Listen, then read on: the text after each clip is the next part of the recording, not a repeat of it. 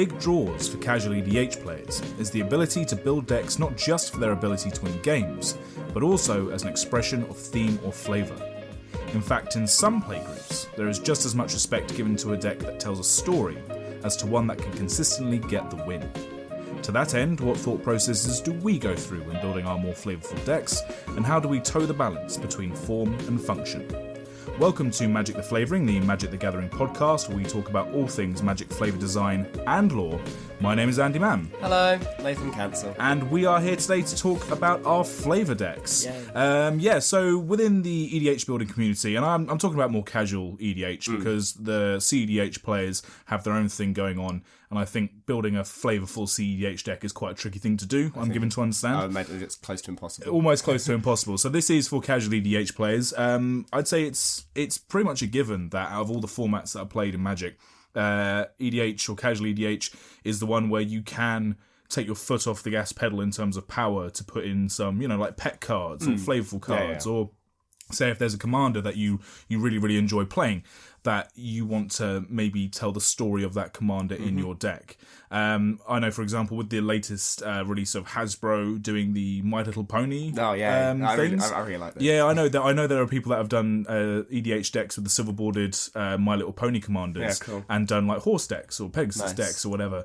There's a guy at our LGS recently who wanted to build a Weatherlight Crew deck, so the new Sisay was a lot better at facilitating that idea than the one before. So was able to build a Weatherlight Crew deck with all the different Weatherlight crew throughout the ages. It's funny you say that, actually. I do have my most, weirdly enough, I haven't chosen the most thematic deck I had. I completely forgot about Sisay. Because I've not taken her apart, but I've essentially retired her for all intents and purposes. Turns out, having a tutor effect in your command zone makes for quite boring gameplay. Yeah, sure. Sisay decks are definitely, they have a style, and that style is get the legendaries out and win. But then having a tutor as a commander, especially one that can get legendary creatures like the original Sisay does help you, at least if your aim for the deck isn't to win the game, but because you want X, Y, and Z cards out, because you want to tell a story with those cards, that's actually not too bad. Well, the plan with her was to have kind of answers for everything. So basically, I don't play any male characters in the deck whatsoever, apart from I think 2, and they're thematically bodyguards. Okay. So it was the Fight Club. It was it's the Weatherlight the Weatherlight Club. And the first rule of Weatherlight Club is you don't talk about it, and obviously I've talked about it, so it's ruined.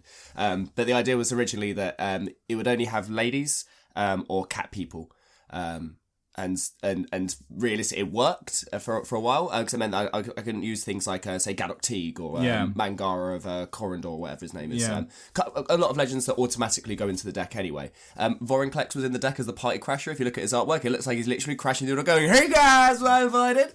So, like, if anything, I probably should have done Sisay. But if we do another one of these down the line, it'll definitely be the one I go for, because I'm now starting to. I'm gonna. The idea is that it's gonna be under new management, and Kethis has taken over. So then guys are allowed to join the party. Yeah, sure. I mean, so the premise of this episode is actually just to take a much more casual look at a couple of decks that we feel, when we've built them, we've made choices in the deck building that have definitely bent towards more like the flavour aspects and the power aspects. I think there are definitely different tiers of flavour builds, and we'll do an episode on how we feel you build each of these different tiers, and we'll probably do other episodes as well where we actually physically do deck techs on, say, like a really heavy theme deck or even a heavy lore deck. These are today's kind of like a soft deck tech for a deck each that we really like. And I think for me anyway, the way I describe the 3 different tiers of flavour deck builds is you have flavour decks, which are, you make decisions at each point, whether you're choosing like your mana ramp or your removal or your board wipes. You pick the options which maybe are more flavourfully linked to the deck as a whole, as opposed to the ones that are just objectively the most powerful. The automatic, this is the card you can play for this. So it's not a heavy lore deck or a heavy theme deck, it's a flavour deck. The next on the tier for me, the way I describe them, is a theme deck. So you have people that go, I want all old border cards. Yeah, okay, cool. Or I want all people wearing hats, like that's a common one. Or the stairs, Commander versus does this a lot. They have like the stairs episode. Episode, yeah. Or ladies looking left is the classic kind of meme one. Yeah. So that's it. So you might actually not have a deck that's even coherent. Like, it's definitely possible, and that's kind of more like the build restriction you give yourself, is that you think, right, I've got to build a coherent deck, or it's got to at least play like a Commander deck, but all the characters have to be sat at a table. Yeah, so you're not quite as flexible with your choices. You're kind of a bit more stuck. There are literally cards that will be like well, if I'm staying on theme, I can't play that card. Yeah. And then the next tier, and I think this is the tier when you tell people that you like flavour builds and you want to build a flavour deck. I think people who have no interest in building flavour builds think that this is the one that you mean, and that is what I'd say is a lore deck. So that's a deck where you take, like the Sisse as a commander for a Weatherlight crew deck, so everything in the deck has to be related to the Weatherlight crew. Now, you're still making choices as to what that means for you. So you could say, if we took the new Sisse as like our kind of case study, you could do it as in you're only including legendary creatures that were at one point or another members of the Weatherlight crew. Yep, sure. You would then maybe only have basic lands in the deck which come from planes where the Weatherlight visited when it was able to planes hop. Sure. And that could be like your build restriction. The other way you could do it is that you could do it where it's not just the Weatherlight crew, you might also have like villains from the Weatherlight saga involved, like a lot of the black slots. Cards that have the Weatherlight in the artwork, like like Vindicate. Vindicate is a great example of that. Yeah, or like Capsize or something. Or you could even have like Predator flagship in the deck because you have like you have in the deck you have the story of like Greven versus Gerard with the new artworks from them. Yeah, do you know what I mean? Like, but you're still imposing restrictions, and there's still a lot of flexibility. But you're definitely going for a heavy theme deck, and these decks might not necessarily function really well as a deck that could even go 4 or 5 turns with a coherent game plan. But as you're playing it, you feel good in the fact that you're going, I might win this game with a deck that's telling a story. Yeah, I guess, the idea is that this is like, in the way that CDH is more like the Spike version, like this is, theme decks could be everything from Timmy to like Johnny, of like, and obviously they usually have a lot of the Vorthos involved as well. Absolutely. It's a nice, it kind of fuses all of them together a little bit, because you are, especially when you do some theme decks are a little bit like a mad science experiment. Before you've crafted something obnoxiously powerful without even realising that it's all the little parts together that work to make the thing work, instead of it just being inherently these specific cards are just good. Yeah, absolutely. This the heavy lore deck as well doesn't actually need to be just about Magic the Gathering lore either.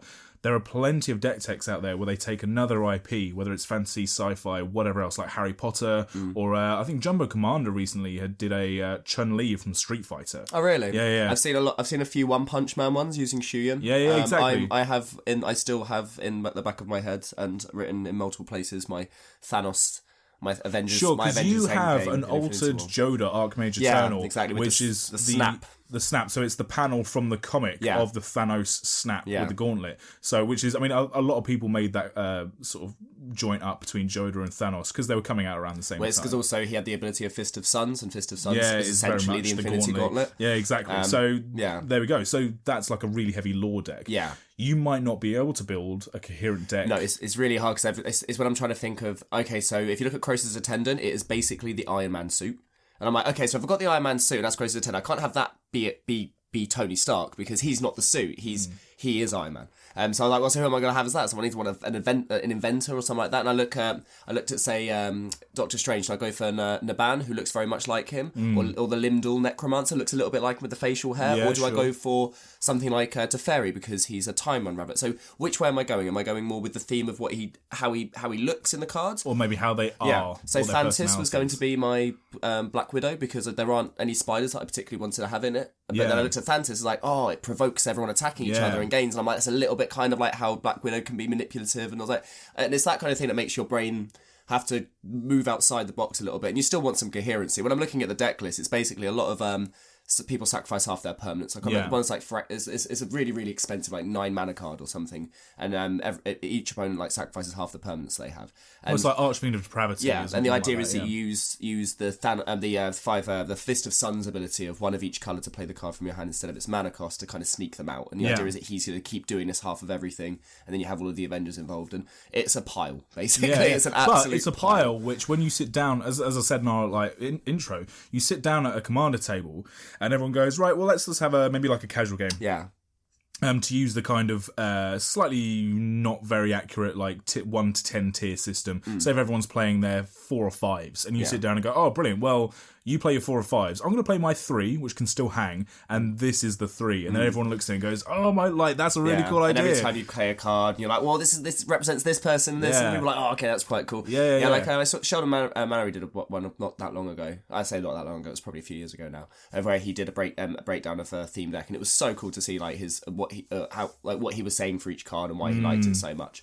But then he's also the kind of person who has a different drink to go with each deck based on how he wants to play the game. I mean, that's next tier. That's pretty boss, right? That's next pretty tier, good. right? Yeah, because he's just like naming like age-old whiskies and things like that, or like a decent like red like claret wine or something like that. It's just you are just. I mean, that's pretty pedigree, good. right? That's there. pretty cool. Pedigree.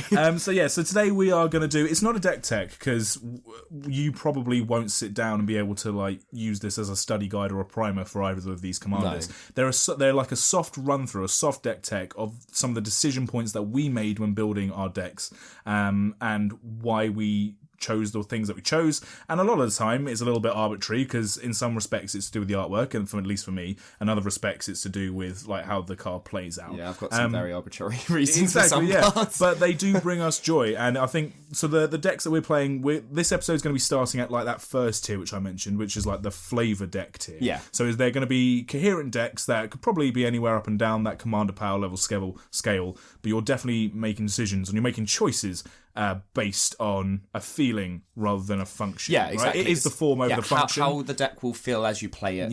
Is it going to evoke, like, especially with Commander, it works because you've got a commander. Yeah. So especially if you're emulating kind of what that commander does and what they're likely to be doing, then it's a lot easier to formulate cards around them. Even some characters have like signature spells, like Narset's Reversal, for example, for Narset. Like it feels great when you have spells in the deck that look like the creature or the 100%. Another format. It's funny that you mentioned about signature spells. Another format outside of EDH that'd be really good for this is Oathbreaker. Yeah, Oathbreaker would be great. Like for it. Arlen Cord decks. I keep banging on about Arlen Cord. I do truly love her.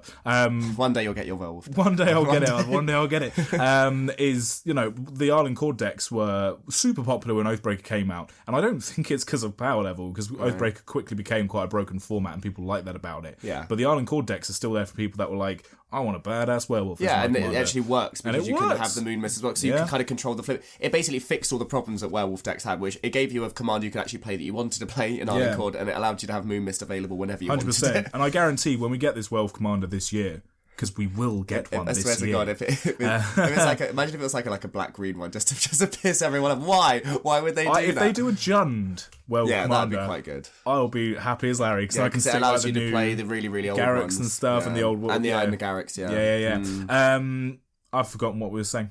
You got so hung up on Arlen Cord. Yeah. We were talking about how if you Brawl's a really good way to not Brawl. Oathbreaker is a good way to do. Brawl's not a good way to do anything. No.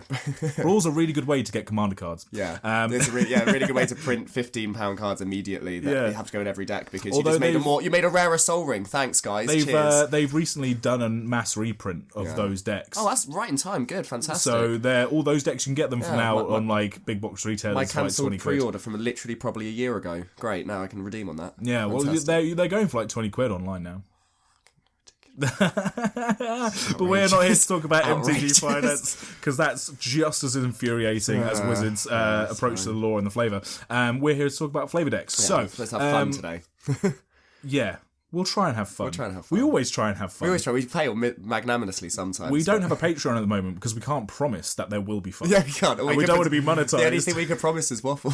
That's all we can promise. Hey, look, we should do a Patreon where it's 3 tiers and it's £1, £1.50, £2, and it's some waffles, a lot of waffles, too many waffles. Or too many waffles. Yeah. The more, because all you're gonna do is get more. And the more top tier patrons we get, the more we just sit down and we go, "This is a Magic Gathering podcast," and then talk about a film that we saw last night. We should never do a Discord. We should never get Discord. I mean, maybe one day, but I would never get a Discord because we were just talking nonsense the whole time. I don't want people shouting at me. There's a reason we're not putting these on YouTube. I want to use it to shout at people directly. That's don't what I want. at me ever. Okay, so they at you and I at them back. I've got you. Okay. I say don't at me. Still love me on Twitter. You can love me if it's atting me, if it's love. Just don't at me if it's not love. Yeah, okay. Be nice. Consensual love. Not sexual love. You won't know but he's a lot softer than he looks. Yeah.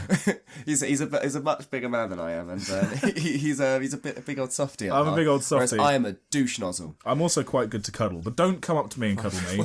What is this conversation? My wife is very punchy. That's all I'll say. Right.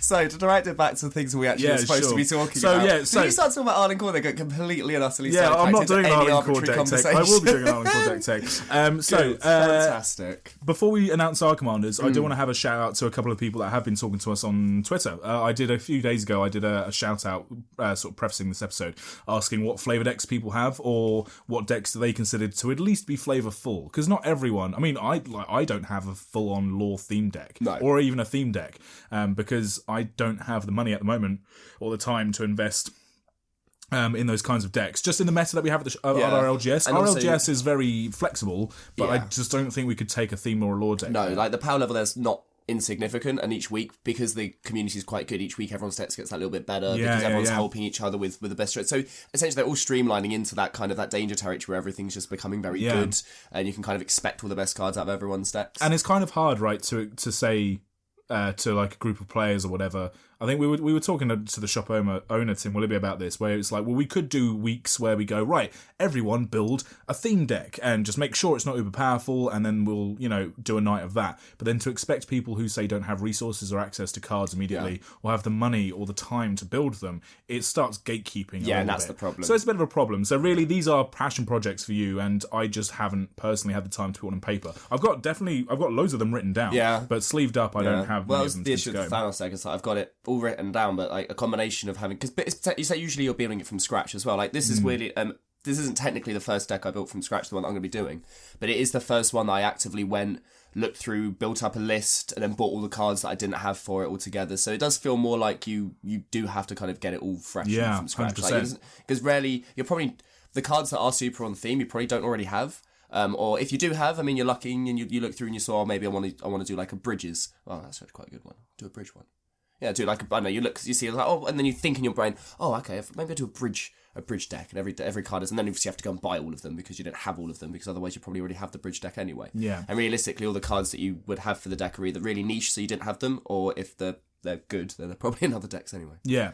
So sorry, to go back to the guys that I was talking to on Twitter, when I did this shout out, I got a couple of people chatting to me about it. And one of the guys on Twitter has a Kenrith the Returned King deck, which has the potential to be pretty spicy, but theirs is a Knights tribal.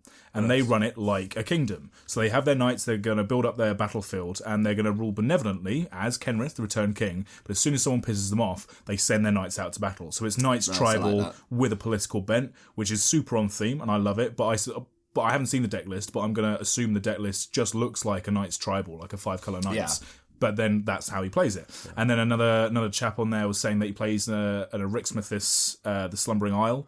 Nice. He plays that, which is a very popular theme commander because it's very easy to build sea monsters. Thassa was originally like the sea monster commander. So he plays Erixmethus, but he doesn't just have bomb after bomb after bomb. He has the mana curve sorted out, so it's a nice mana curve. But all of the lower curve creatures are things like starfish, shellfish. I imagine that new Kraken's probably in it. Yeah. And then the deeper into the sea you go, you start meeting tritons and slightly bigger fish, higher up the mana curve. Nice. And then by the time you get to the real depths of the sea, you're meeting the big krakens and leviathans because you've gotten that far in. So he's doing it almost like a nature documentary. Oh, nice. Which I think is really cool. That's really cool. Yeah. So the more you can talk about what your deck is supposed to do, it's almost like, not going to say the better you've built it, but like the more effort you put into it, the more you'll have to talk about, because there'll be lots of things. Like I'm going to absolutely gush about one card specifically, because I had this deck already, and then they released a card that basically just took the deck, wrapped up in a nice box, and put a bow on it, and just it's beautiful. So before we crack on, then just massive shouts out to those two guys for their suggestions about their decks, and if you get involved with us on Twitter, we'll shout out your decks and your answers as well, and then you'll be semi-famous to the other 20-30 people that listen to this podcast across the world. You'll be famous to us. You'll be famous to us, which really is the thing that you crave. Yeah. Good. Nathan, Hello. Take us through your deck. Right, What's your commander today? So, interestingly, it is currently the Scarab God.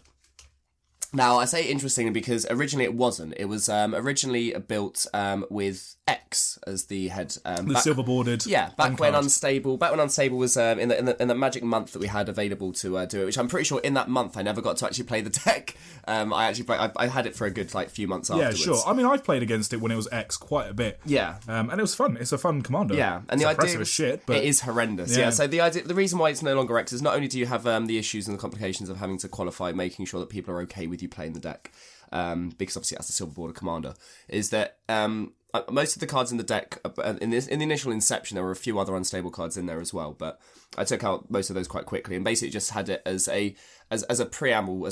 When I sat down, I say I'm not going to play the commander. Don't worry, I'm just going to play it as the head because the idea is the theme of the deck is anything you can do, I can do better. Yeah, sure. Originally, because let me read X. Yeah, read out X because that will give you a good idea. It is bonkers. So it's a blue and a black for a 2/2 legendary creature, human spy. Now, as long as X is in X's owner's opponent's hand, X's owner may cast X and activate X's abilities. That opponent can't cast X and plays with their hand revealed. Now, if that wasn't enough, black-blue tap. Put X into target player's hand, or target opponent's hand. 3 black-blue, you may play a card in the same hand as X without paying its mana cost.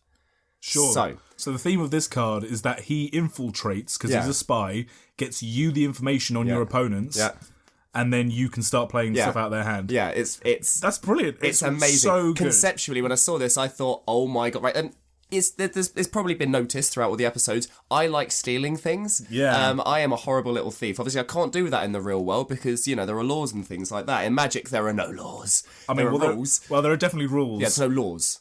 But you like the cards. I'm not actually. Realistically, but I'm allowed to. There are cards that say I'm allowed to steal your cards. But you don't literally take. No, it's not anti. No. No, just that one kid. Oh, okay. Yeah, that was. Yeah, that kid was a little shit. He was. So he deserved it. So basically, the idea was that everything in the deck was a steal effect or a copy effect or a clone effect. Originally, it was just going to be steal effects, but it turns out that people don't like having their stuff stolen.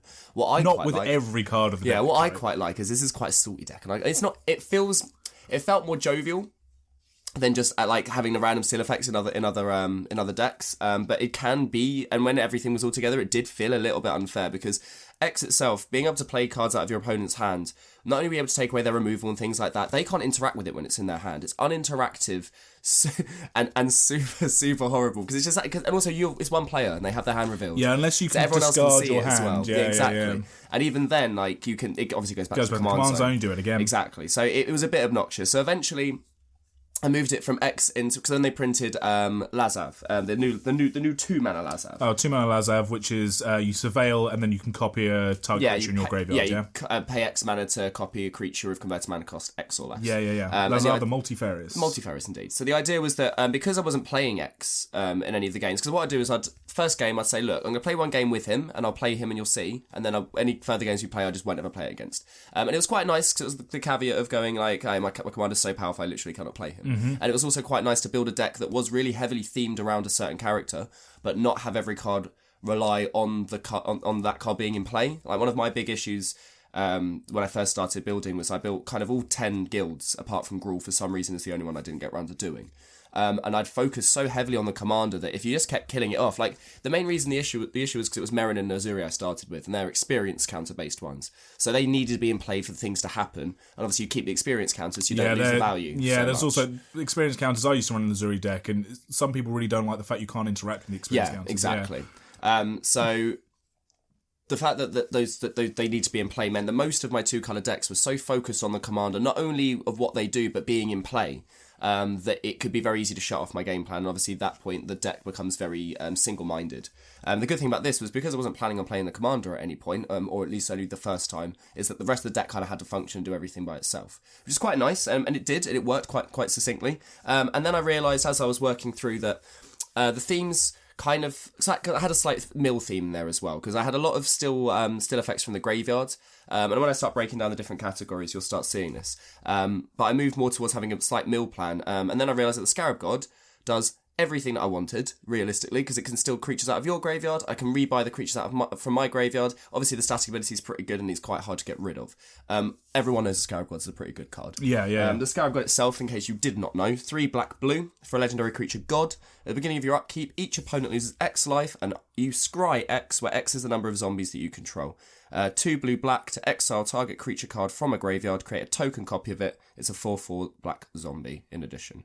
Oh, it's not even in addition. You just loses all creature types. Yeah, it just becomes a zombie. Yeah. And then if it would die, return it to the return it to your hand at the beginning of the next end step. Yeah, pretty spicy. And it's actually, the Scarab God is used as the head of a lot of zombie themed decks, right? Like, zombies is a huge tribe in Magic which has a lot of commanders that are all very thematic. Yeah. And the Scarab God, just because of how powerful it is, tends to be the one that heads out the most. If I was going thematic for a zombie deck, I'd probably go with Gisser and Drelf. Yeah, because so would I. Not only are they more flavourful, they have more direct. They essentially do the same kind of thing that Scarab God does, where you can cast a zombie from your graveyard per turn. Yeah. But the Scarab God is just. It's almost like an Uber version of them. Yeah. You know, it's just a bit more stronger. It has more It's inherent definitely. value. I mean, you had the Locust God, as well. That was pretty spicy. But I'd say the Scarab God is kind of like on casual ADH, like is pretty spicy. It's probably the most spicy out of them. Yeah. And so the idea was when I found him, because Lazav again didn't really do much. The reason I liked having a 2-mana commander was not only did it emulate the same casting cost as X, and plus Lazav could be anything, so X could have just been Lazav all along. Mm-hmm. The other thing was it was a nice early play and an early drop, and in a blue-black kind of typically dimir deck, you've probably got more expensive stuff, and you're probably even your copy spells are going to be about 4 or 5 mana kind of thing. So it's nice to have something early. Turns out, Scarab was just too good. So I moved. So this is where like the functionality had to take into account. If I could still play X, oh my god, would be my commander absolutely all day, every day. Yeah. Off the back of that. There were quite a few cards, there were 3 other cards that I had in the deck initially when Unstable was still legal. They all do something a little bit broken, weirdly enough. 5-finger discount, 4 blue for a sorcery. Put target non-land permanent into your hand. You may spend mana of any type to cast it with the next time you cast it. So the idea is that you take anything that's in play, you bounce it, but instead of bouncing it to the owner's hand, you get it, and then you can cast it. Yeah. Which is quite nice. It's pretty much what most MNR2 decks do now anyway. Yeah. Obviously they don't like having people's cards in other people's hands, which is why the card isn't like black border legal. It's fine. That's fine. I don't mind too much. It's quite easy to steal cards. Yeah, sure. Permanently that way. The other one that was quite cool was Clock Napper. 3 blue for a 2/2 creature human spy. When it enters the battlefield, choose beginning phase, pre-combat main phase, combat phase, post-combat main phase, or ending phase, and you steal that phase from target player during their next turn. Yeah, that's super You want fun. an untap? You want an untap and draw a card? No, I'll have that, please, thanks, cheers. It's the fact that you steal it, because there are cards in Magic which make you only pick one phase, or make you get rid of a phase. Yeah. That one is the fact you get to choose it on the fly. Yeah. Yeah, that's I think I played nuts. one game with it in Brago and realised that, no, that's way too strong. We take If you think that's too strong for the Brago deck you used to play, then that's broken as shit. Exactly. Yeah, right. Yeah, no, Stasis is fair, but Clock Napper, no.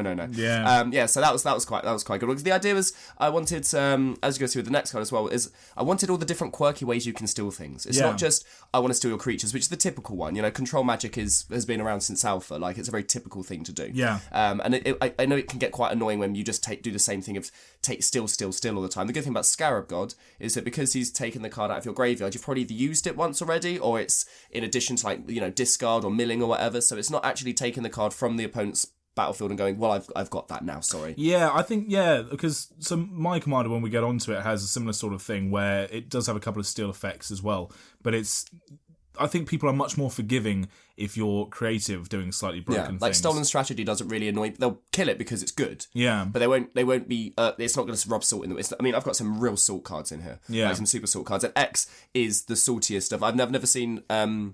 One of my friends, I haven't played with him for a long time now, Chim. Now, he plays really broken decks. Chim, if you ever at any point listen to this, I mean, your decks were douchey. I mean, he's the Tower-An player with 99 counter spells, right? Yeah, it was the Proteus stuff. The Proteus stuff combo deck, and then he also played. What's the other deck that he had? Rashmi was pretty spicy. Rashmi was pretty. Either way, they were really, really, really good decks and really fun to play against because they were so hard to play against, especially 1v1 when someone's got packing nothing. But people know what if you've ever played Brawl and Brawl.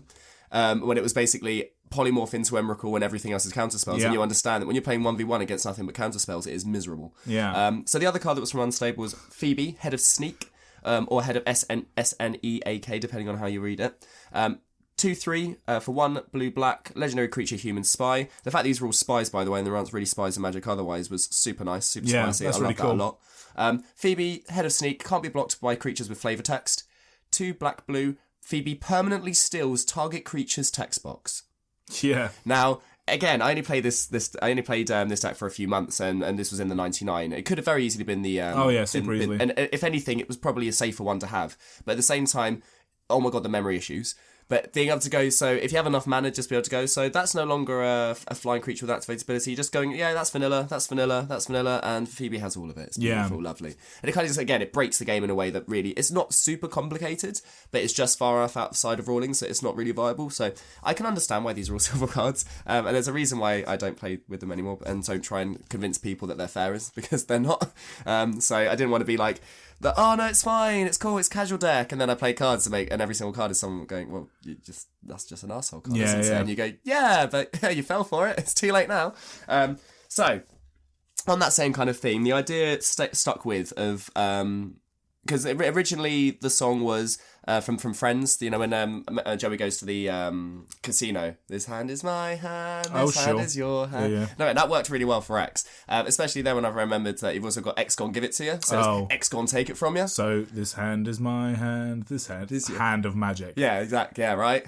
That's very cool. Thanks, it's clever, right? Yeah. So anyway, so I had to get rid of those 2 song bits for the meme. Now it's anything you can do, I can do better. There's a similar theme deck that came when Commander Versus did not Commander Versus, Game Nights did their viewer episode. I can't remember what his name was, but he had a Steal Your Stuff Jacob. Deck. Yeah.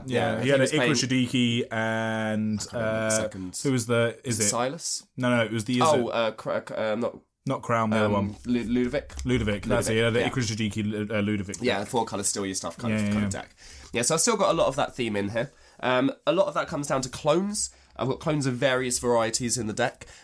One big caveat that I had at the beginning is that I will look through basically all of the demo cards that existed, because for some reason I decided that I wanted as many cards in the deck to be gold as possible. I really like yellow, it's my favourite colour. The deck is in yellow sleeves, and for some reason my brain does a little squill and clap whenever I see a gold coloured card in the yellow sleeve. So a lot of the times that I've made like sacrifices throughout the deck have been I've left in cards that I just think look cool in yellow sleeves. Well, I think that's super valid. Like, a lot of the joy of Flavour deck building is the visuals as well as what the card does. Whether it's the card art or how the card looks or like everything. Like visuals, especially in formats like EDH, are just as valid. And this is another episode, right, where we've had a couple of episodes so far which, like, being subjective about what you're talking about is a big thing, because there are going to be plenty of people that play EDH who, for example, they don't give a shit about foils. That might be their thing. Yeah. Or they only give a shit about foils or alternate arts, or maybe think that, you know, the visuals, people who care about the visuals just throwing their money down the drain. Yeah. Like, and that's, you know, that's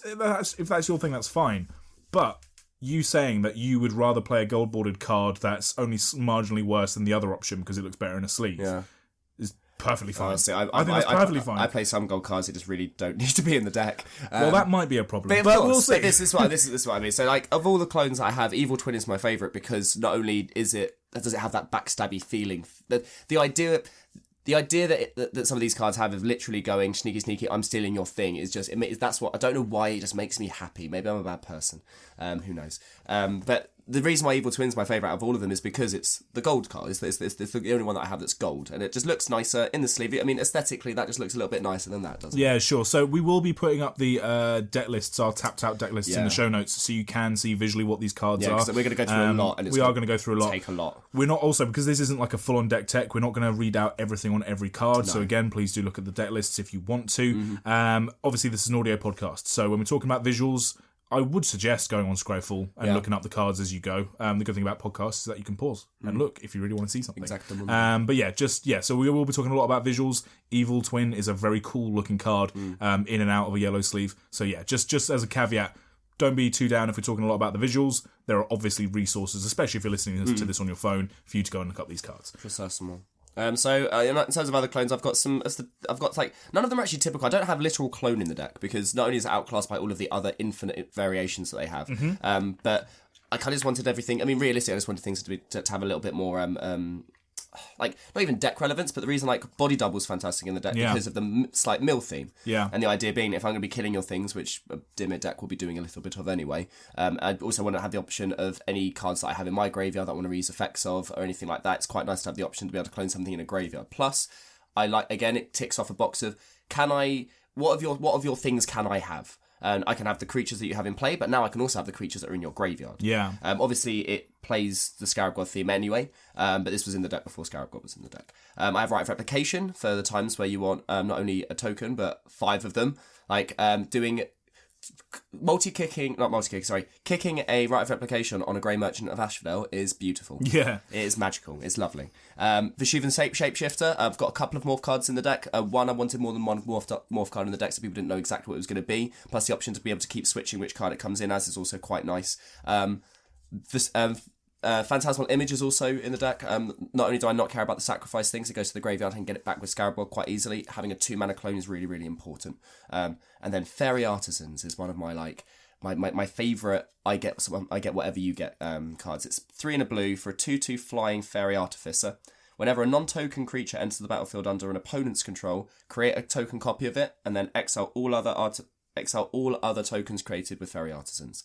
So in one turn sequence, you can have 4, 5, 6 different creatures come in and out of play because you get a copy of it, and it kind of makes people think, so my nice ETB effect that I've got, maybe I don't want to play it because you're just going to get a copy of it as well. And then you have to start planning. It makes other people careful about what they're going to play. Yeah. And then whatever they play, you get one of them anyway. We recently played a game where you played the Scarab God deck against my Atris deck, which has a lot of ETBs. And I have to say, Fairy Artisans didn't even make it around the table because a lot of my ETBs I wanted to protect. Yeah, exactly. So that's a very good point. And it's anything you can do to try and focus. And also the best thing about the cards like Fairy Artisans is you can get it back and make a token of it with Scarab God as well. Yeah, really cool. So that kind of repeats. I mean, realistically, this was the main bread and butter. Is that whatever you've got, I'm probably going to have a copy of. And the few things that I have that don't copy, I wouldn't mind copying myself as well. On the same kind of theme, I've got Steal Your Creature effects. I have Hostage Taker, which doubles down as a little bit of removal. Also really helps that it's a gold coloured card. Looks so much nicer in the yellow sleeves. Ray of Command is a nice cheeky one. 3 and a blue. Untap target creature an opponent controls. Gain control of it until end of turn. That creature gains haste until end of turn. When you lose control of that creature, tap it. Really good for when someone attacks you with a big beefy creature and you go, well, yeah, actually, let me just take that guy's commander and I'll block with it for that, and then and you can almost trade off to your opponent's creatures against each other. It's also just a really cool trick. The fact it's exactly 4 mana means that you can hold it up the same way that Scarab God's activated ability can be held up, so you can be super sneaky like that as well. I also have Desertion and Spelljack, which are basically counter spells that when they counter the spell, you get to either have it come directly into play with Desertion, which is 3 blue to counter any spell, but if it's an artifact or a creature spell, you can gain control of it and it comes into play under your control. Spelljack, 3 blue, does the same thing. It counters any spell, but if any spell's countered this way, it sits in exile and you can cast it for free. And the idea being that you can do some really horrible things with those. Dominate as well I have in the deck. X 1 blue to gain control of target creature with converted mana cost X or less. Also an instant, so again also good for like surprise blockers and things like that. These are all ways of I mean realistically I want your creatures as much as I want to copy your creatures. Yeah. I have a few typical interactive pieces in the deck. One of my pet cards is Dissipation Field, mostly because I don't like people touching me or coming at me. These are like the point.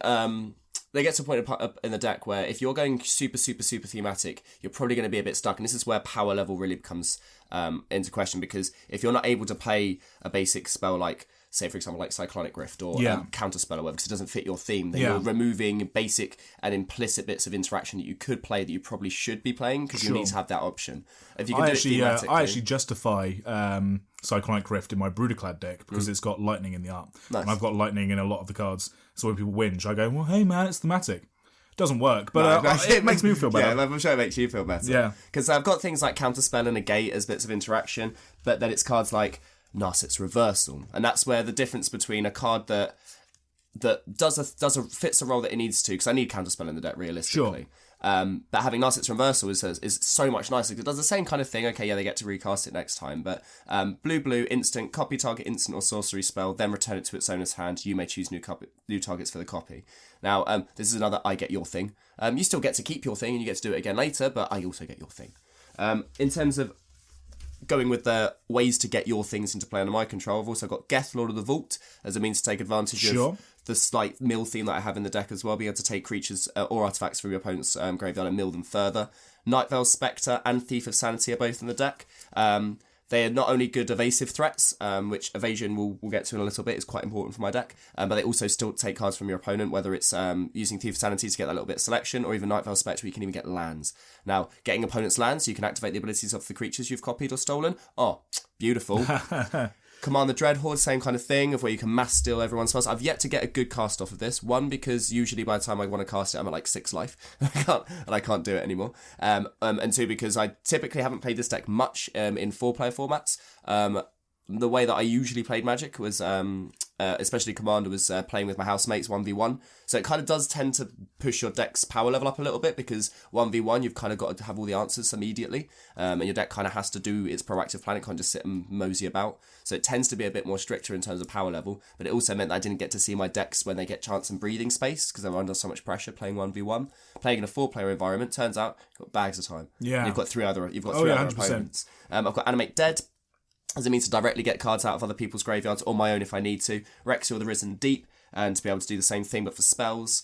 Gonti, Lord of Luxury, I'd be remiss if not to have that in the deck as a means to get a card off your opponent's library. Memory Plunder. Memory Plunder's great. Now this is hybrid, blue, black, blue, black, blue, black, blue, black. So four either blue or black hybrids. To cast target instant or sorcery card from an opponent's graveyard without paying its mana cost, and it's an instant. So you can Kadama's reach out of someone else's graveyard if you want to. It ignores timing, so if they've got sorcery in their graveyard, you can target it at instant speed and cast it for free.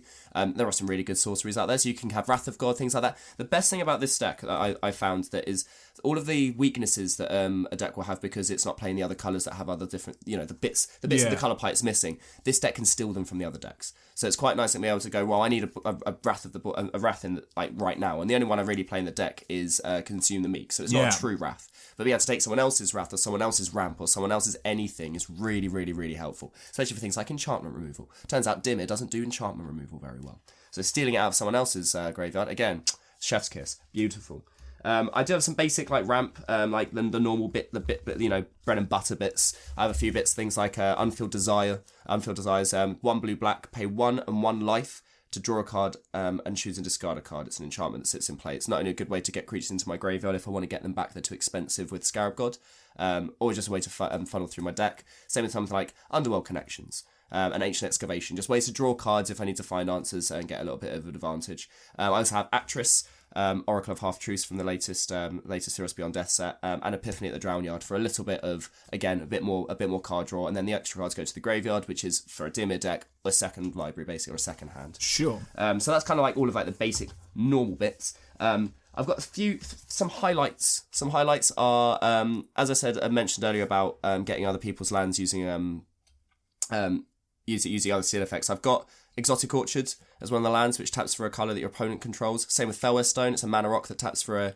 colour that your opponent controls. I've got Thespian Stage, not only can I copy other people's lands to fit in with the theme, but it also allows me to cast, to use activated abilities on their creatures, and I've even got Annex in the deck. Oh, nice. Which is 2 blue, enchant land, you control enchanted land. It's control magic for a land. Yeah. Now, which isn't frustrating at all. No, it's not horrible at all. Especially when they're stuck on one planes in their Naya deck, and you go, well, good luck just casting your Gruul spells. You wouldn't do that. I do that all the time. Right? If you want to know what kind of Magic player I am, look at the artwork for Annex, because the main reason why it's going to stay in the deck is that smug look on that bastard's face in the picture. Yeah, it's depicting a sorcerer or wizard of some sort looking like a smug bastard. Yeah, holding what looks like a snow globe where it's got a city inside it, and looking very very happy. It basically sums up this deck, and it was like, yes, lovely, thanks, that's mine now. The other theme that I have in the deck that's a little bit, it's technically only 3 cards, is Ninjutsu. Okay. Now, the only 3 cards I have are all very much worth it. I have Silent Blade Oni. Now, this is 3 blue, black, so quite expensive for a Demon Ninja, 6/5. When it deals combat damage to a player, look at that player's hand. You may cast a non-land card from it without paying its mana cost. Now, it has Ninjutsu for 4 black-blue. Ninjutsu, if you have attacked a player, when you attack, if there's any when blockers are declared, any unblocked attacker can be returned to your hand for a ninjutsu cost, and then the ninjutsu creature can be put into play tapped and attacking unblocks. Yeah. it means you get the effect on it, the combat damage effect on it immediately, and it allows you to kind of sneak in and get away with. Let's say, as I said, like I had some evasion in the deck. There's a couple of other cards like that have Death Touch that means that people don't really want to block, and it's such a gotcha moment. I have Ink Eyes, which people probably know more. And that's 4 black. Ninjutsu being 3 black for a legendary creature, Rat Ninja 5/4. When it deals combat damage to a player, you may put target creature card from that player's graveyard onto the battlefield under your control. 1 and a black, you can regenerate her. We could generate her. So not only are you getting the ninjutsu effect, but it's also taking cards out of their graveyard. Again, plays into the slight mill theme that's in the deck. Now to the MVP, my favorite, my new favorite card in Magic. I always struggle when people say, "What's your favorite card in Magic?" To be like, I used to be Straxus Spectre, because it looked really cool. I like the again, gold. I'm a big fan of yellow. I like the Grixis colours. The artwork's insane, and it's like a Spectre effect, so it makes people discard cards. It's got a nerf. Mine really is Obsidian Ghost Council. Really? Yeah. What, the first iteration or the second iteration? So not Ghost Council. Also, yeah. So not the one from the original. The Return to Ravnica. Oh, nice. Really cool. That's really good. I like that card a lot. Yeah. So Fallen Shinobi is my MVP. Fallen Shinobi. Now, it's the best creature. Fuck this card. Oh, mate, this card is... In the last 2 weeks, this card has done work. Absolute bloody work. I turned on the Devotion of Heliod with this card and got to smack him with a Heliod. That was so... Oh, mate, honestly, when you can turn on Stolen God's Devotion... When you have enough Devotion of stolen cards to turn on the gods you've already... I stole your god. And I stole worshippers for it. Yeah. Who's your god now? I stole your faith in this. Yeah, exactly. God. Literally, I took your church. Yeah. So Fallen Shinobi has maybe one of the best creature typings ever. It's a zombie ninja. 3 blue-black for a 5/4. Ninjutsu being 2 blue-black. When it deals combat damage to a player, that player exiles the top 2 cards of their library, and until end of turn, you may play those cards without playing their mana costs. Not 1. 2. I know, that is really insane. And the fact it's plays, you can even play lands off of it. So you can steal their creature, cast it for free. Oh, it's got an activated ability. Oh, never mind, I've got the land as well. I think I figured out the theme of your deck. Yeah? It's not spies, it's smug. It is, yeah, it's super smug. Yeah, this is your smug theme deck. Yeah. But, so Fallen Shinobi is just amazing. And this is the card that I said that every now and again they'll release a card that just ties the whole thing up in a beautiful package. And not only is it a Dimir card, not only is it also gold, so it fits into the sleeves better. Not only does it have the ninjutsu, because I've got a slight ninjutsu and evasion theme, but it also steals your stuff. Oh, I did everything. It's like they reached into my brain and took ideas that I hadn't formulated yet and put them onto a card that I can play. Yeah. Oh, and it does every time. I don't know why. I was playing it with my housemates and they just kept letting it through, like idiots. Like, do you just want me to have all the value? Have you not learned? But yeah, Fallen Shinobi is everything that I want this. If I could change any card to be my commander that isn't a legendary creature, it would probably be Fallen Shinobi. Oh, now, sure. yes, I could play Yuriko, but Yuriko's deck isn't about stealing effects, it's about having expensive stuff on top. I think Yuriko, there is flexibility with Yuriko, but there are definitely feel bads if you're playing a Yuriko Tiger's Claw deck and it's not ninjas. Yeah, you kind of... I think it's a little bit of a waste. Yeah, but I mean, obviously, if you want to play it powerfully, you go for the other route of where you can manipulate the top of your library with Sensei's Divining Top. There's room for that kind of package in the ninja build. Yeah, so to enable all the ninjutsu, I have cards like Baleful Strix, Shadow Mage Infiltrator, Fathom Feeder, cards that are cheap, that serve as good blockers, but also have the evasion to be able to sneak in their damage as well, which is quite nice. Plus, they're all gold cards, so, that inherently makes them better and definitely in the deck. Moving on to a couple of cards that I think, realistically, I probably shouldn't play. And this is where form is definitely over function. Soul Manipulation. Not only did I have it in the card from the deck from the beginning, it's 1 black-blue for an instant. You can choose one or both, either counter target creature spell or return a creature card from your graveyard to your hand. Now, not only do I have a slight graveyard theme, I don't necessarily mill myself as much. It's usually just global mill effects.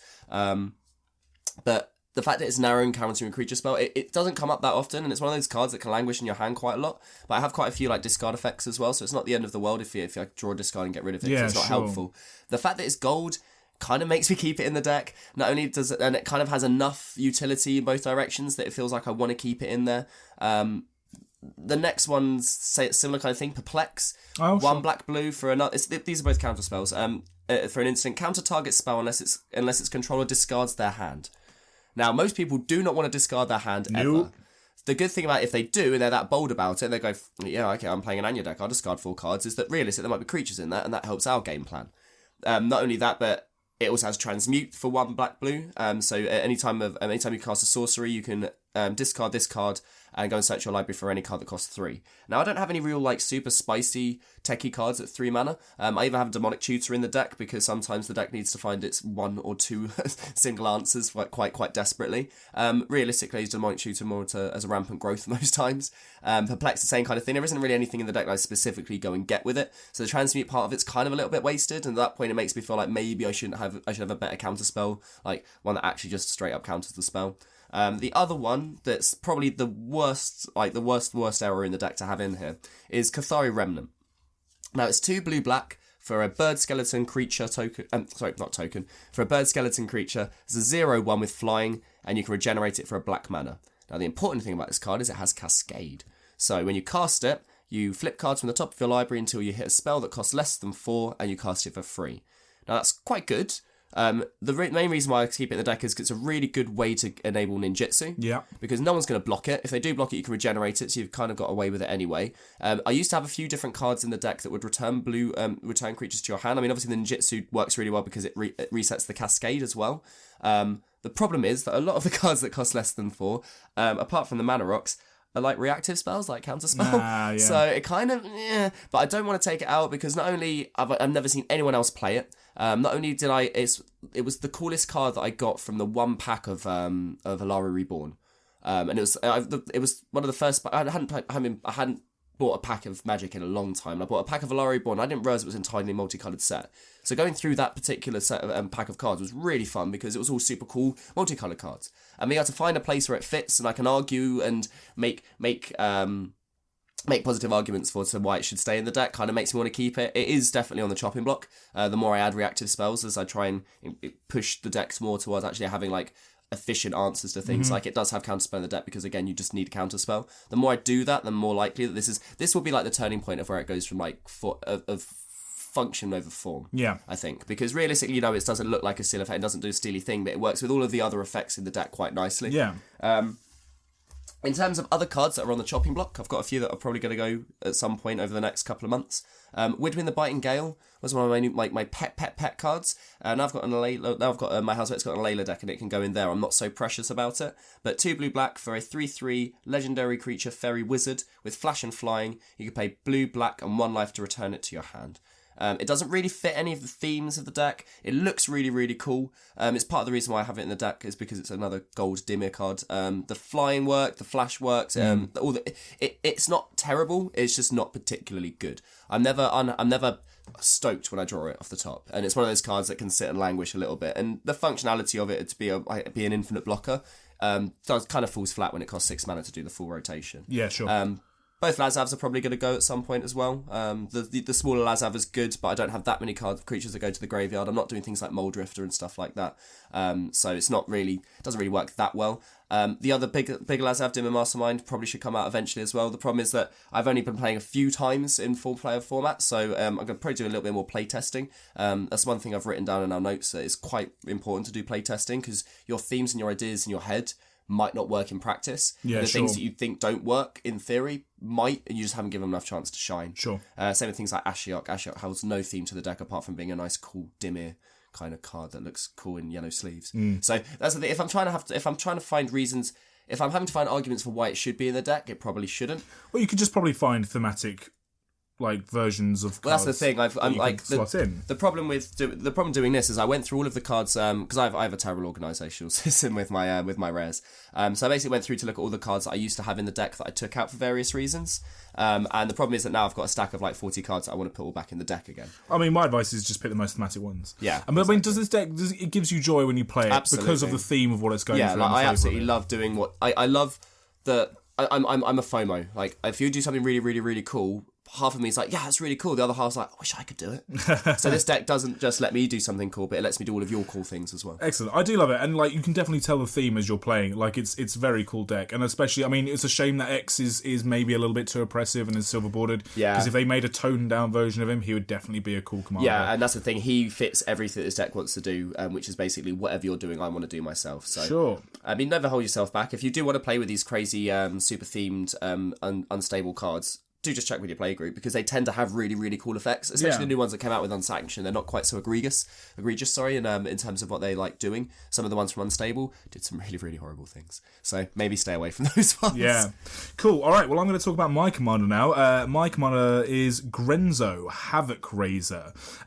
This is not the blue-black one, this is the mono-red one. And for me, this deck came for me at a time where I didn't have any red decks of any description. There was no red in my catalogue. I used to play... The first deck I ever built was a Ruhound of the Fomori, which is a Jeskai deck. Oh, from scratch. Yeah, from scratch, but that was long gone. Yeah. This deck, I wanted red, so I thought, well, let's just go mono-red. Let's just do it proper. And I also didn't really have any decks at the time that were super concerned with attacking... like every combat step. I was starting to move more into things which had either sort of like more slightly combo-y aspects or had some other kind of win condition, whereas I wanted something that was very aggressive and low to the ground. And so this fit in perfectly. Grenzo Havoc Raiser is red for a 2/2 Goblin Rogue, and it has 2 modes. So whenever a creature you control deals combat damage to a player, choose one of these 2 things. Goad target creature that player controls. Goad meaning that creature has to attack next turn if able, and if able, has to attack an opponent other than you. So if you're the only one left at the table against this person, it does have to attack you. The other mode is exile the top card of that player's library. Until end of turn, you may cast that card, and you may spend any mana of as if it was any type of any colour to do so. So it's like an impulsive draw effect, but on your opponent's library. It's a lot of text for a 2-drop. For a 2-drop, rare that I think is severely underrated just in general in Magic. I think this is a fantastic commander. I do like 2-drop commanders as well. Now this card, as I'm just in a bubble, is incredibly flavourful. So Grenzo is from Fiora, which is the conspiracy series plane, and at this point in Fiora's history, the riots and the kind of rebellions have all started up throughout the city. Grenzo used to be a dungeon warden, now he's instigating riots. And the artwork for this card is you have Grenzo in some stately home, and he's with his goblin pals, and they're just ripping the place to bits. They're pillaging, they're stealing stuff, they're throwing things out the way. So the goad aspect is whipping up the riotous aspects of the people around them. So it's creating that riot and that bedlam that are trying to, make chaos for everyone else. And then the exile the top card of the player's library is him going through people's possessions, going, do I want that thing? Yeah, I'll cast that. Do I want that? No, I can't. I don't want to have it right now. So it's really telling a story on the cardboard, just as its own thing. The flavor text is, you burn, I'll pillage, which just tells you everything. And this deck didn't start as a flavor deck, really. It just starts off as me just trying to build the most optimized version of Grenzo I could. So it had lots of token generators, had lots and lots of artifacts that were trying to make up for Red's pitfalls. We've done a Red episode, so you kind of know what they are. But the more I played it, the more things I found that were fun were things that were essentially just doing what Grenzo did, or just amplifying. So I don't think this is necessarily a build around the commander, because the deck does function without him. But if I could reprint Grenzo 60 times with the same text, just on a different card name, I absolutely would. So I want all the other cards in this deck to feel like they are an aspect of Grenzo and what he's doing. So in that respect, it is a build around. And I really wanted the flavour to be riots. I find it boring, personally, if we sit down at a commander table, at a 4-player commander, and we're an hour into the game, and 2 creatures have turned sideways to swing in, because everyone's trying to protect their mana dorks or their combo pieces and stuff. A lot of people find that really interesting, and that's fine, because it's a very valid game strat. For me, I like the phrase, you've got to give action to get action. And if I can force the other 3 players at the table to give action as well, then that's just, that's just icing on the cake. So that is what this deck is trying to do. So I have split all these, I've split the deck down into a few sections, a few flavourful sections. I'm going to run through them as quickly as I can. So firstly, we have the, what I like to call the riot starters. Okay. So this is all the cards that I think, when I said I want to have other versions of Grenzo, these are the ones that are doing it. So you have Robber of the Rich, which was printed in Eldraine, which is very, very similar to Grenzo, which is a Reach Haster 2-mana 2/2 Human Archer Rogue. And the text on this is, whenever Robber of the Rich attacks, if defending player has more cards in hand than you, exile the top card of their library. During any turn you attacked with a rogue, you may cast that card and you may spend mana as if it was mana of any colour to cast that spell. So very similar to Grenzo, and Grenzo is also a rogue, so these 2 work in tandem very well together. Other things that give you that kind of impulsive draw, that off the top draw, this if you draw it, play this turn, is Atali, Primal Storm, Stolen Strategy, and Outpost Siege. The great thing about Atali and Stolen Strategy is, again, that these are permanents that get you exiling things off the top of other people's libraries. So use that it's that riotous thing of like looking through people's decks, and very much how you were saying about the steal strategies. Red has pitfalls, so if you can try and search for answers in other people's decks, and it's a really good way as well of saying to someone, hey, I need a board wipe. Do you run board wipes? Yeah, I've got tons of them. Excellent. Can I attack into you to see if I can get this board wipe off the top of your deck? And every time I've done that, especially if I'm only threatening with, say, just Grenzo or just the Robber of the Rich, which are low-powered creatures, they'll do it. So you're getting this kind of backhanded value anyway, and it's slightly manipulative, but if it helps the greater effort, then fine. Other parts of these kind of like rummaging looting effects are Faithless Looting. Perfect, great, it does what it says on the tin. And one that's slightly different for me is Tectonic Reformation. So it's this idea of trying to find your answers in the most violent red way possible. And Tectonic Reformation is a 2-drop enchantment, colourless red. Each land card in your hand has cycling red. Cycling red, cycling mountain. So you cycle for 2, and you can discard a land card in your hand to draw a card. So if you've got nothing but lands in your hand, you can bin them, get value off the top. Like shiny things. Exactly. So that's for me, that's fantastic. So those cards are basically, if I could have just like a 60-card Grenzo deck, there'd be four ofs of each of those cards, because I think they're brilliant. The next up, we have the sort of cards that I think. Kind of do that stealing thing as well. So it's a little bit of like, once you've binned things, once you've sort of gotten people playing out their value cards, these are things which you can do to rummage through their graveyards or maybe from their board states. So one of them is Direfleet Daredevil, which is a little bit like Snapcaster Mage. So it's colourless red. When Direfleet Daredevil enters the battlefield, exile target instant or sorcery card from opponent's graveyard. You may cast that card this turn, and you may spend mana as though it was any colour of any colour to cast it. If that card will be put into a graveyard this turn, exile it instead. So again, it's got that effect which blue does very well, but it's in the moment. Yeah. Like, another one which is a bit of a Hail Mary play really is Hellkite Tyrant, which is the 6/5 dragon. That is, you steal everyone else's artifacts when it hits them, and if you have 20 or more artifacts on your board state, you win the game. I'm never winning a game with that card, but it's a really nice idea to say, like, oh, you've got all the shiny things. I'm going to loot the crap out of your board state and like swing in with a big dragon. So again, really nice and on flavour. Another big aspect to this, and so Grenzo has that goad clause, and I really like the idea of whipping other people's creatures up into a frenzy. Instigating action. So they create that riotous, that chaotic feel on the board state where people have to attack, and it's like, well, I've got to send in my a hierarch noble, hierarch. It does really feel like that when you're playing against it, because you can't just sit around. Not only is he getting stuff out of your library, he's also getting your creatures. Yeah, absolutely. Well. And actually, I used to really love the value of getting stuff out of people's libraries and playing them. But actually, the more games I play with Grenzo, it's actually the goading aspect that I think is not only more effective in the moment, but is also a less feel bad. Because people sometimes, I've done it. Sometimes. I mean, I've hit you turn 3 with a Grenzo because I've gone out turn 2, and I've exiled that land card you desperately needed, and it's not particularly feel good. So I think the goad aspect sometimes is far more interesting. So I've got lots of not only goad effects but steal effects. So of stealing creatures. So for example, Captivating Crew is one of the creatures that I've got, which is the 4/3 pirate, which has 4 mana, gain control of target creature an opponent controls until end of turn. Untap that creature, it gains haste until end of turn. Activate this ability only anytime you cast a sorcery.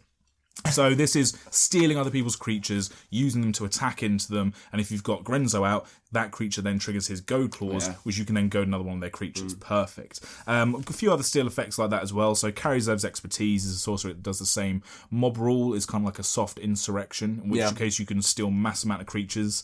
With Mob Rule, it's if they're power 4 or greater or power 3 or less, you gain control of all creatures with that power on the board. Which can be obnoxious in some board states. Yeah, fantastic. But also, I mean, I had played, this is where Flavour went over function. Mob Rule, I'd much rather have over Insurrection, simply because of the card name. Yeah, plus to be Insurrection's way more expensive. I mean, it's way more expensive, but I mean, as a one-off, I could probably do it. I do think the card art, so the card art for Mob Rule, it's a Tarkir card art with a bunch of what look like baboons. It's baboons, baboons, isn't it? Yeah, I kind of want them to do a reprint of something a bit more flavourful to the deck. Well, but there we are. More like Disruptor to call a little bit. Yeah. We have Besmirch, which goes in between the Steel and Goad. So Besmirch is a criminally underplayed card in EDH. I will just read this out for you. It's 1 red. Until end of turn, gain control of target creature. It gains haste. untap and goad that creature. So not only can you grab it off someone else's board and swing in for it that turn, which would then trigger Grenzo's goad ability, that creature is then also goaded. So when it goes back to the other player... Still can't come back at you Still can't come back at me. It has to go at someone else. Is it a sorcery? It is a sorcery. Okay, cool. The artwork is also... It's another conspiracy card, and it does have a very cheeky goblin, which is just thrown some tomatoes. Yeah, it does feel very at place in the deck. Yeah, fantastic. And then other goad effects as well. We have Disrupt Decorum, which is everything gets goaded, and Bloodthirsty Blade, which was the equipment out of the latest commander sets. Very cool. The Acroan War is another one, which is you gain control of target creature. This was straight out of the latest Theros set.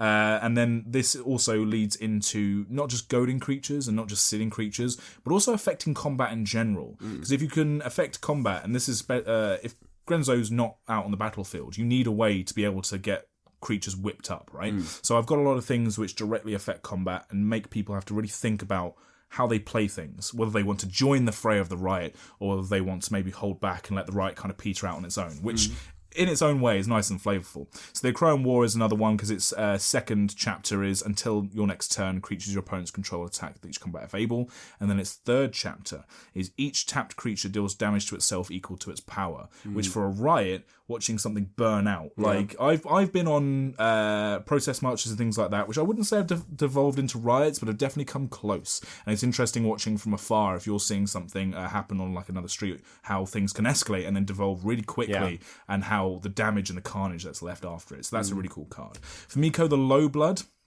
I'm not going to read it all because I kind of want to encourage you to look at Famiko the Low Blood because it has Bushido. And she's surprisingly, she does a lot. Very underplayed. Yeah. It's a very interesting Bushido effect. Essentially, it kind of makes you think about your attacks and your blocks. Yeah. Look at Famiko the Low Blood. It's very cool. Goblin Diplomats is a card that when you tap it, each creature attacks this turn if able. Has 2 goblins pulling faces, a little bit like the Monty Python Holy Grail sketch at the beginning of that film. Again, influencing combat, and lots of goblins in this deck. I will just say another way to build Grenzo is to build him goblin tribal. Yeah. He's kind of, after the 2 Krenkos, he's the kind of the next goblin commander on the list. Yeah.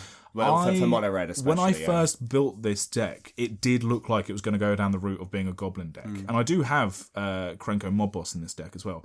And I did want to pull back from that. Not only do you have a goblin deck, so I didn't want to have 2 in our home meta, but also I just wanted to do something different. I wanted to do something a bit more flavourful. So I kind of pulled away from that. And finally, on the kind of manipulating combat steps, we have War's Toll, which makes everyone's creatures attack if they attack with 1. Also lowers their resources with mana, because it does the same with mana. And also, War's Toll, the artwork is just absolute carnage, like a cityscape on fire. Brilliant. Combat Celebrant gives you extra combat steps. And then Kazul, Tyrant of the Cliffs. Kazul, Tyrant of the Cliffs isn't really about combat on your turn, it's about combat on other people's. So it's whenever a creature an opponent controls attacks, if you're the defending player, create a 3/3 red ogre creature token unless that creature's controller pays 3. So even if you don't manage to go to their creatures, if you have Kazul, Tyrant of the Cliffs out, you're giving them a massive incentive. It's kind of like a red you. propaganda, right? Yeah. And if they do attack you, you might have to take the hit, but then you have an ogre which you can swing back with. Very cool. Actually, is it deals combat damage or is it attacks you? Because I think you get the blocker before they...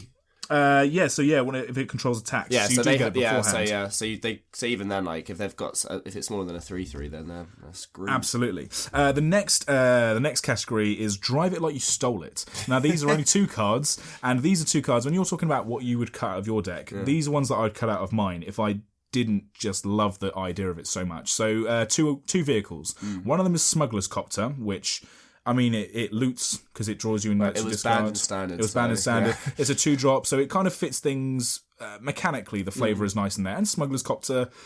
I imagine Smuggler's Copter is a great... Well, it's a Smuggler's Copter. Yeah. So it feels like a great escape vehicle. Yeah, if you're on a riot, if you've instigated a riot and you want an escape vehicle, Smuggler's Copter's going. And the other one, and this is really what I think is like the heart of this deck, and which is why it will never get cut. And it's Sky Sovereign Console Flagship. So it's a 5-drop legendary artifact vehicle. It has flying. Whenever Sky Sovereign Console Flagship enters the battlefield or attacks, it deals 3 damage to a target creature or planeswalker an opponent controls. Its crew cost is 3 and it's a 6/5. None of that matters. It's all nice, and it's obviously a very nice big beefy bomb. But the console flagship, Sky Sovereign, is essentially the consular on Kaladesh. It's like their flying fortress home base. Yeah. And I fucking love the idea of Grenzo in the riot, say if all these planes were merged into one, stealing and then piloting a stolen government building. Yeah, I can imagine. The idea of in a riot, he's literally commandeered like the local town hall and is driving it down the street, like causing chaos. Like that to me is just beautiful. Yeah. And it's clunky. It doesn't really fit the theme of the deck in any other way. I mean, it's a nice attacker, and the crew it doesn't feel like it doesn't fit. But this is it. It really shouldn't, but for some reason it does, and yeah, I just love that. The next section we have are the stop me if you can section. So we have all these attacking creatures. We need kind of ways to get them through. Yeah, you want to trigger the clause on Grenzo. Exactly. And there are lots of ways to do this in Magic, and this is one of those times where. The great thing about Grenzo, I will just say this, is that because he's so flavourful and he's such a good example of a red card, that any other red options you do have a higher chance of feeling synergistic with him flavourfully, right? So a lot of these choices I made, and they were kind of easy to make, but there are also times where you think, yeah, they're kind of easy to make, but there are other effects that you could have maybe subbed in or whatever else. So this kind of section, I definitely had other options that I didn't include, but kind of thought, no, screw it, I'm going to go for it. So these are all things that give you unblockable. The archetype of this, and you can just consider all these as other versions of this, is Bedlam, which is a 4-drop enchantment, and it simply says, creatures can't block.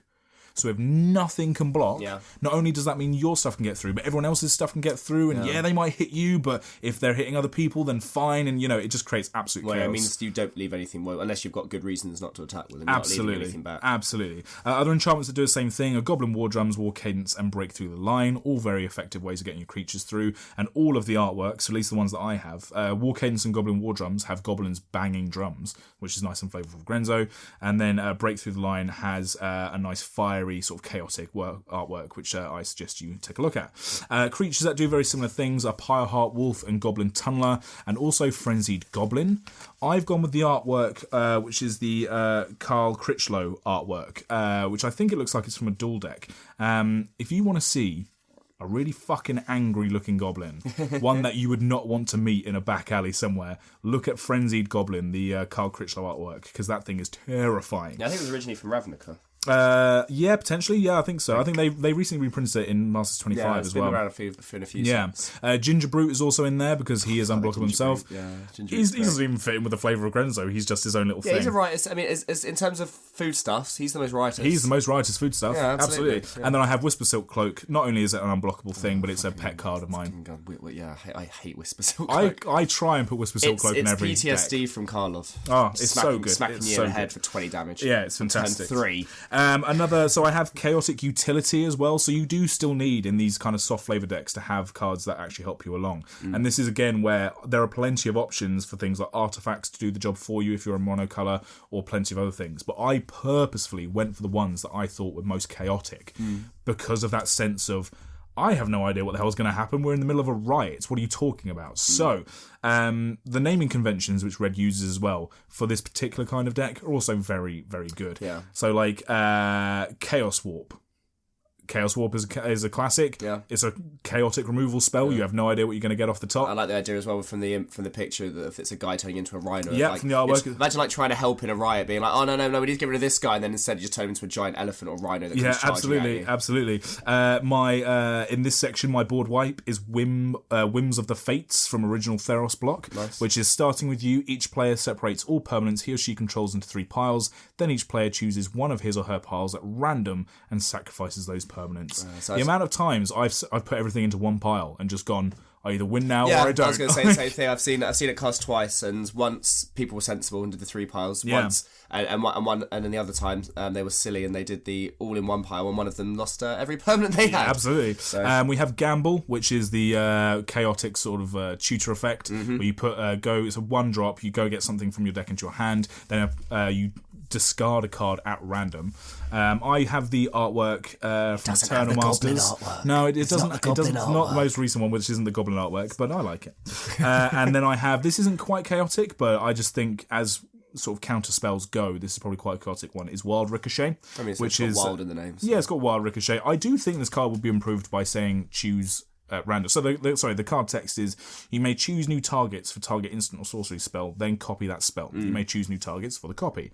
I think it would have been improved with choose copy at target copy at random. I guess the idea was it's supposed to be a way for Red to be able to get around counter spells. It kind of ruins proposed functionality of it. Yeah. And I guess that's also not only are we choosing cards for our decks based on flavour, but Wizards will also have the dichotomy of flavour over function as well. And sometimes I have to put things on the card that don't look like they should be there because the card needs to, or sometimes they'll put stuff on the card because they feel that's more in fitting with the flavour of the card as well. Red's really good at creating tokens, I've noticed. And for the most part, I've gone for token generators because you need these rioters. You actually need like the body and the meat. You can't do it right without people. Exactly. This is it. So it was very easy to do this, although I've tried for the most part to get ones which are very aggressive and very attacky, which again, Red is quite good. The exception to this rule immediately is Siege Gang Commander, which is a 5-drop that creates 3 1/1 goblin tokens.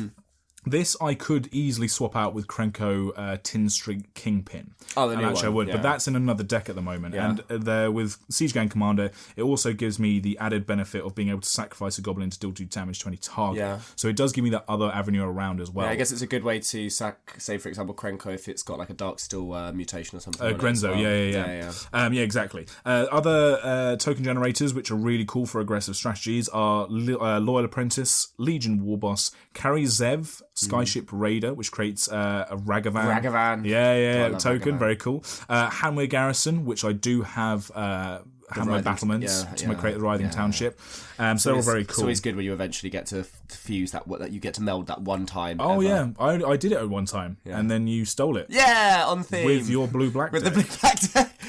It was, I think it's like being really, really happy for someone else to. Like, go and do it. It'll be really good. Thanks, man. Yeah. The last token generator I've got in here is Krenko Mob Boss. This one obviously isn't actually that attacky because you have to tap it to make it. Yeah. But it's just too good. It's and also, so good. He is the mob boss as well. So exactly. Cool. It makes sense. I would imagine that they would be massively in cahoots in the same way that Derevi and Grenzo have a relationship in the original Fura. Yeah. I would imagine that Krenko and Grenzo would get on very well. Considering how much I mix their names up, it'd be really helpful if they were just the same person.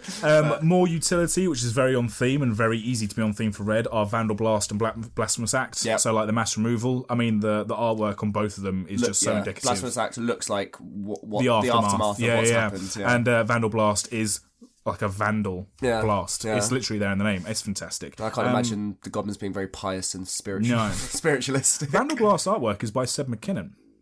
Yeah, that's why it's interesting. It's one of the few ones that because I remember looking through all of his artworks and it was one that I was like, how did I not read? But it's because it doesn't look like something out of a horror film. Yeah, or out of like a religious sort of painting. Yeah.